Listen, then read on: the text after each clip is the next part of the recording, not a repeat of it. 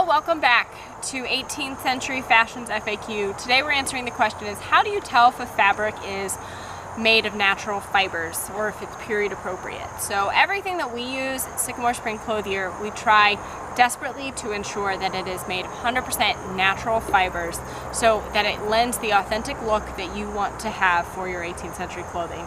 And the way that we have best determined to figure this out is figure out how we do this is burn testing fabric. So I have a couple different fabrics, some that are obviously cosplay fabric and some that are fabrics that we use in our clothing.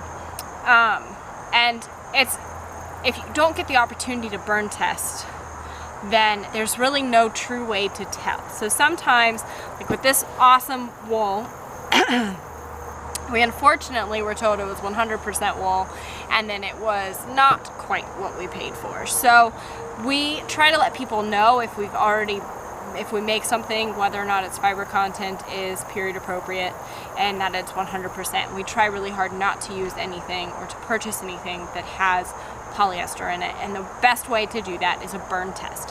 So what you need for your burn test, and you can make an awesome little burn test kit. In the comments or in the description below, we are going to have a link to a burn test kit that you can keep with you. It recommends keeping it in like an Altoid container, and we found an awesome chart that breaks down smell and look of the flame and what it should feel like after it extinguishes, how it ignites for the different fiber content. So we're going to start with what I know is 100% cotton. And when you're doing this, make sure you have a bowl to stick your burning piece in afterwards so you don't risk catching anything on fire. You'll need a pair of scissors and of course a lighter. Hopefully I won't embarrass myself too badly with this lighter, but cotton is going to burn pretty easy and it's going to have a very bright flame. You want to make sure you cut a large enough piece.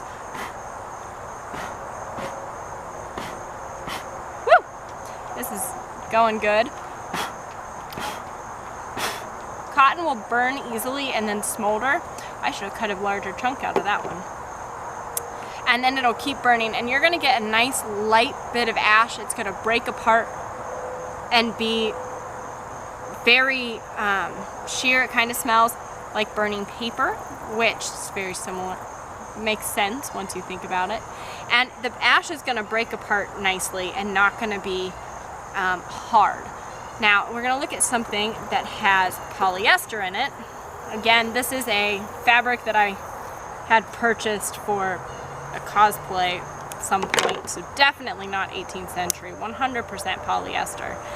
It is very hard to catch on fire, which is one tell if it has polyester in it. Most natural fibers, when you're looking at cottons, will burn a little bit easier.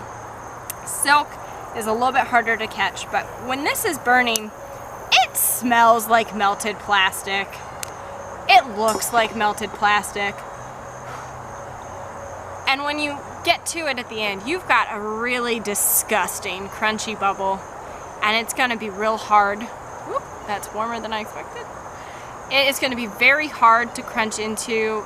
It is a solid bead, whereas when you burn a silk, you're gonna get a bead that it will bead, but you can crunch it and squish it easily.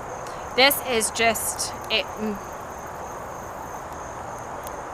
makes a crinkly sound. I don't think the camera can pick it up, but it crunches when you move it. It's pretty apparent. So this is a good example of one that is part wool and part polyester. This one burnt very good. Wool has a hard time lighting. Whee! And wool will self-extinguish. This was definitely more polyester than we expected. And that's the nice thing about wool. You definitely don't want a polyester cloak that's gonna keep burning.